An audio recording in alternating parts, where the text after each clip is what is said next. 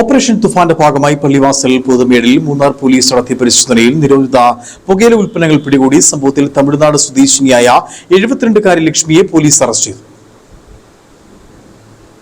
Operation തൂഫാന്റെ ഭാഗമായി Pallivasal പോതമേടിൽ Munnar police നടത്തിയ പരിശോധനയിൽ നിരോധിത പുകയില ഉൽപ്പന്നങ്ങൾ പിടികൂടി. സംഭവത്തിൽ തമിഴ്നാട് സ്വദേശിനിയായ 72-കാരി ലക്ഷ്മിയെ മൂന്നാർ പോലീസ് അറസ്റ്റ് ചെയ്തു.